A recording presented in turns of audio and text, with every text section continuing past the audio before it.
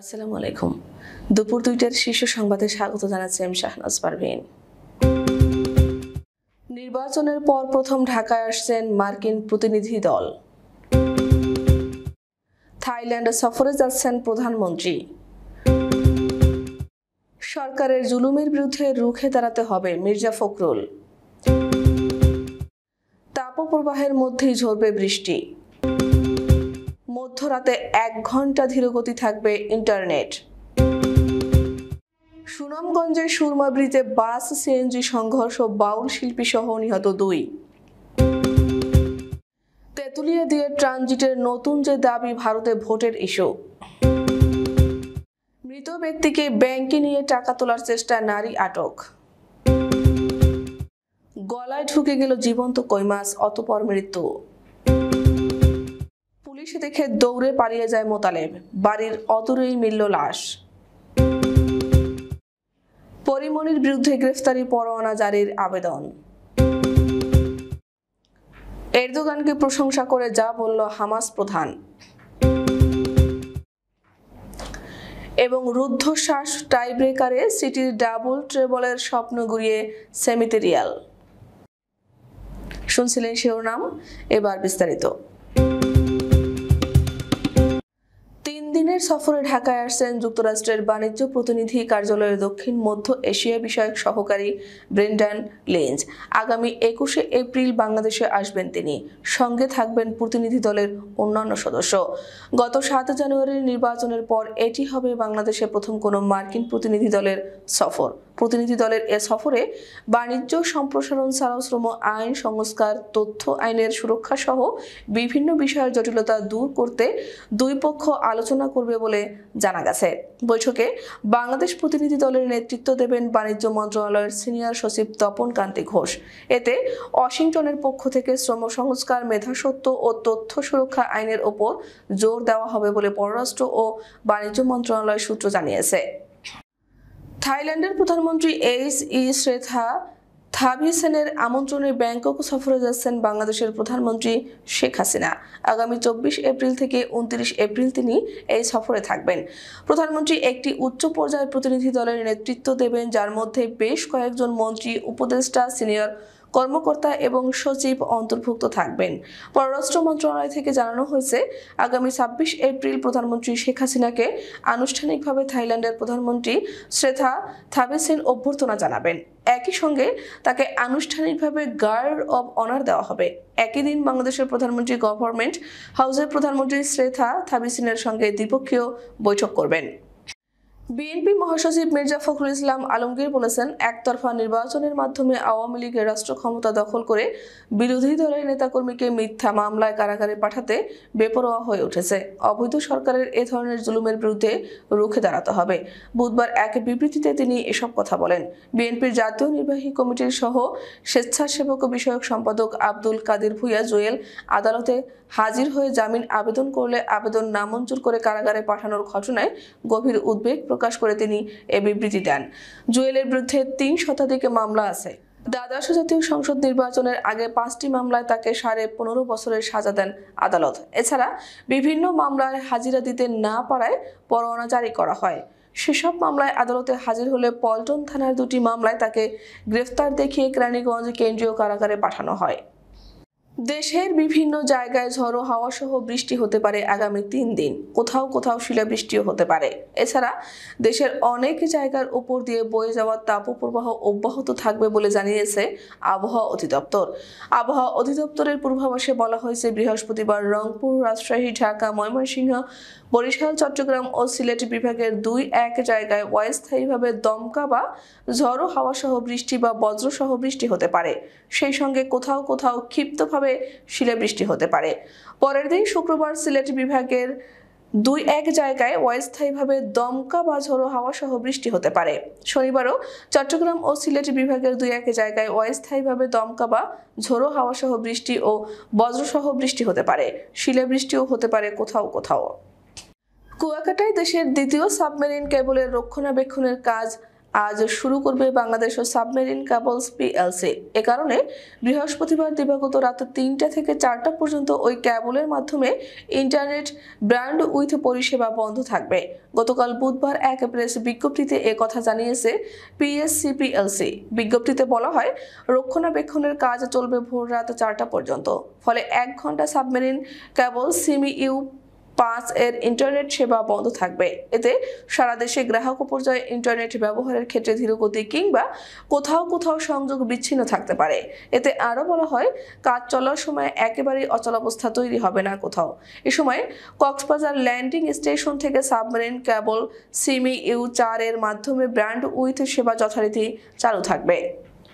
সুনামগঞ্জের ছাতকের সুরমা ব্রিজে বাস ও সিএনজি মুখোমুখি সংঘর্ষে বাউল শিল্পী সহ ২ জন নিহত হয়েছে। আহত হয়েছে আরও ৩ জন। নিহতরা হলেন উপজেলার শিমুলতলা গ্রামের বাউল শিল্পী পাগুল হাসান ও আহাদ আলীর ছেলে সাত্তার মিয়া। আহতরা হলেন একই গ্রামের সিরাজ আলীর ছেলে রুকুন মিয়া, কাদের মিয়ার ছেলে লায়েস মিয়া ও জাহাঙ্গীর মিয়া। বৃহস্পতিবার সকাল 6:30টার দিকে সুরমা ব্রিজের উত্তর পাশে এ ঘটনা ঘটে। খবর পেয়ে ছাতক থানা পুলিশ ও ফায়ার সার্ভিসের একটি টিম ঘটনাস্থলে যায়। বিষয়টি নিশ্চিত করেছেন ছাতক ফায়ার স্টেশনের লিডার শাহিনুর আলম পাভেল। বাংলাদেশ ভারতকে সম্প্রতি রেল, সড়ক বা নদীপথেও নানাভাবে ট্রানজিট সুবিধা দিয়েছে। এখন সম্পূর্ণ নতুন একটি রুটে 2 দেশের মধ্যে সড়ক সংযোগের দাবি উঠে এসেছে ভারতে জলপাইগুড়ি কেন্দ্রের নির্বাচনী প্রচারে। ঢাকা দিল্লির মধ্যে কূটনৈতিক স্তরে এই করিডোর নিয়ে আগে কখনোই তেমন আলোচনা শোনা যায়নি।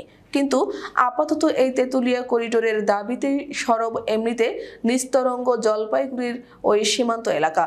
ফলে বাংলাদেশের উত্তরতম প্রান্তে তেঁতুলিয়ার বুক চিরে মাত্র 4.25 কিলোমিটার রাস্তার ওপর অধিকারের দাবিকে ঘিরে জোরালো প্রচারণা চলছে লাগোয়া ভারতের জলপাইগুড়ি সংসদীয় কেন্দ্রে। সেখানে ভোট হবে শুক্রবার 19 এপ্রিল ভারতের নির্বাচনের প্রথম দফাতেই। ব্যাংক থেকে ঋণ নিতে গিয়ে পুলিশের হাতে আটক হয়েছেন এক নারী। ওই নারীর বিরুদ্ধে অভিযোগ, ব্যাংকে নিয়ে তার মৃত চাচাকে দিয়ে টাকা উত্তোলনের চেষ্টা করেন। সেখানে তাকে কাউন্টারে হুইলচেয়ারে বসিয়ে জীবিতের ভান ধরান। ব্যাংকের কর্মকর্তাদের সঙ্গে ওই নারীর কথাবার্তার একটি ফুটেজ সোশ্যাল মিডিয়ায় ভাইরাল হয়েছে। এ নিয়ে ব্রাজিলব্যাপী তুমুল আলোচনার জন্ম দিয়েছে। এটাও ব্যাংকের রিউ ডি জেনেরো শাখার কাউন্টারে এ ঘটনা ঘটে। ভিডিওতে দেখা যায়, হুইলচেয়ারে থাকা একজন বয়স্ক ব্যক্তির মাথা তুলে ধরে কলম ধরানোর চেষ্টা করা হচ্ছে। পুলিশ জানায়, অভিযুক্ত কয়েক হাজার ডলার সমতুল্য একটি ঋণ নেওয়ার চেষ্টা করছিলেন, যা ইতোমধ্যেই ব্যাংক অনুমোদন করে। কিন্তু টাকা ছাড় হওয়ার জন্য ওই বয়স্ক ব্যক্তির সইয়ের প্রয়োজন ছিল। নরসিংদীতে নালায় মাছ ধরার সময় গলায় কই মাছ আটকে মিয়াচান নামে এক কৃষকের মৃত্যু হয়েছে। বুধবার রাত 8টার দিকে ঝড় বৃষ্টির পর সদর উপজেলার মহিষাসুরা ইউনিয়নের বালুশাহীর গ্রামে এই ঘটনা ঘটে। নিহত মিয়াচান বালুশাহীর গ্রামের তারব আলীর ছেলে। নিহতের স্বজনেরা জানায়, বৈশাখী ঝড় বৃষ্টির সময় বাড়ির পাশে নালায় মাছ ধরতে যান মিয়াচান। এ সময় একটি কই মাছ ধরার পর সাথে মাছ রাখার পাত্র না থাকায় মুখে কামড়ে আটকে রাখেন। আরও মাছ ধরার চেষ্টা করেন। এ সময় অসাবধানতাবশত কই মাছটি মুখের ভিতর ঢুকে পড়ে গলায় আটকে যায়। পরে উপস্থিত স্থানীয় লোকজন তাকে উদ্ধার করে নরসিংদী সদর হাসপাতালের জরুরি বিভাগে নিয়ে গেলে কর্তব্যরত চিকিৎসক তাকে ঢাকা মেডিকেল কলেজ হাসপাতালে পাঠানোর পরামর্শ দেন। পরে স্বজনেরা তাকে ঢাকায় নেওয়ার পথে তার মৃত্যু হয়। মাদারীপুরের কারকিনিতে পুলিশের তাড়া খেয়ে মোতালেব ঘরামি নামে এক ব্যক্তির মৃত্যু হয়েছে।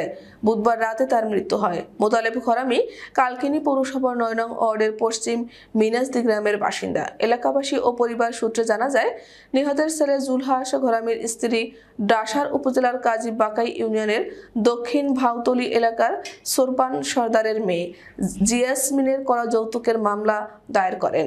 সেই মামলায় মোতালেব ঘরামি সহ তার 3 ছেলেকে আসামি করা হয়। বুধবার রাতে পুলিশ আসামিদের ধরতে মোতালেব ঘরামির বাড়িতে অভিযান চালায়। এ সময় তার 3 ছেলেকে পুলিশ আটক করলেও মোতালেব ঘরামি দৌড়ে পালিয়ে যায়। এরপর বাড়ির অদূরে পশ্চিম মিনাজদি এলাকার গিয়াস উদ্দিন সর্দারের বাড়ির সামনে তার লাশ পড়ে থাকতে দেখে এলাকাবাসী। মারধর, হত্যা চেষ্টা, ভাঙচুর ও ভয়ভীতি দেখানোর অভিযোগে আলোচিত অভিনেত্রী পরীমনির বিরুদ্ধে ব্যবসায়ী নাসির উদ্দিন মাহমুদের করা মামলায় গ্রেফতারি পরোয়ানা জারির আবেদন করা হয়েছে। বৃহস্পতিবার সকালে ঢাকার senior judicial magistrate M Saiful ইসলামের আদালতে এই আবেদন করেন বাদীপক্ষের আইনজীবী আবুল কালাম মোহাম্মদ সোহেল। শুনানি শেষে আদালত আদেশের জন্য রেখেছেন। এই তথ্য নিশ্চিত করেন বাদীপক্ষের আইনজীবী আবুল কালাম মোহাম্মদ সোহেল। হামাস প্রধান ইসমাইল হানিয়া ফিলিস্তিনের পক্ষে থাকায় প্রেসিডেন্ট রিসেপ তাইয়েপ এরদোগানকে স্বাগত জানিয়েছেন। শুক্রবার হামাস প্রধান ইসমাইল হানিয়ার সঙ্গে বৈঠক করবেন তুর্কি প্রেসিডেন্ট। বুধবার আঙ্কারায় ক্ষমতাসীন জাস্টিস অ্যান্ড ডেভেলপমেন্ট পার্টির পার্লামেন্টারি গ্রুপের বৈঠকের আগে লিখিত বিবৃতিতে হামাস এরদোগানকে এই স্বাগত জানায়। বিবৃতিতে বলা হয়েছে, ফিলিস্তিনের জনগণের স্বাধীনতা এবং তাদের স্বদেশের মুক্তির সংগ্রামে এরদোগানের মর্যাদাপূর্ণ অবস্থানের জন্য হামাস তুরস্কের কাছে ঋণী থাকবে। এই অবদান তাদের দেশের জনগণ মূল্য দেয়। ফিলিস্তিনের বর্তমান অবস্থা তাকে পাশে পেয়ে আমরা গর্বিত। বিশ্বের সবচেয়ে জনপ্রিয় খেলা ফুটবলে স্কিলের পাশাপাশি আসলেই কি কিছুটা ভাগ্যের ছোঁয়াও লাগে? তা না হলে এমন একপেশে আধিপত্যের পরেও ম্যানচেস্টার সিটি হারে কিভাবে? ভাগ্য কিছুটা সহায় হলে, ফিনিশিং আরেকটু নিখুঁত হলে, যেখানে অনন্ত এক হালি গোলের জয় নিয়েও মাঠ ছাড়তে পারত পেপ গার্দিওলার দল, তবে দিনটা যেন ছিল রিয়াল মাদ্রিদেরই। প্রথমার্ধে ঘরের মাঠে ড্র করা লস ব্লাঙ্কুরা ম্যাচের শুরুতেই রদ্রিগোর গোলে এগিয়ে যায়। প্রথমার্ধে রিয়াল তাও কিছুটা সমান তালে লড়েছিল স্বাগতিক সিটির বিপক্ষে, তবে এগিয়ে থেকে শুরু করলেও দ্বিতীয়ার্ধে খুঁজেই পাওয়া যায়নি কার্লো আনচেলত্তির দলকে। তবে আক্রমণের ঝড় বয়ে দিয়েও স্বাগতিক সিটি এ সময় কেবল সমতায় ফিরতে পেরেছে।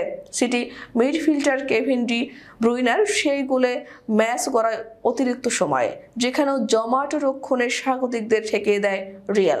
এরপর সেই রুদ্ধশ্বাস টাই ব্রেকার, যেখানে শুরুতে লুকা মডরিচের মিসে পিছিয়ে পড়েছিল আনচেলত্তির দল, তবে গোলরক্ষক আন্দ্রে লুনিনের বীরত্বে টাই ব্রেকারের শেষ পর্যন্ত ৪-৩ ব্যবধানে সিটিকে হারিয়ে আরও একবার শেষ ৪ জায়গা করে নিল আসরের রেকর্ড ১৪ বারের শিরোপাধারীরা। সান্তিয়াগো বার্নাব্যুতে দুই জায়ান্ট প্রথম লেগের লড়াই ৩-৩ সমতায় শেষ হয়েছিল। আমাদের পরবর্তী রাত 10টার শীর্ষ সংবাদ দেখার আমন্ত্রণ জানিয়ে এখনকার মতো বিদায় নিচ্ছি।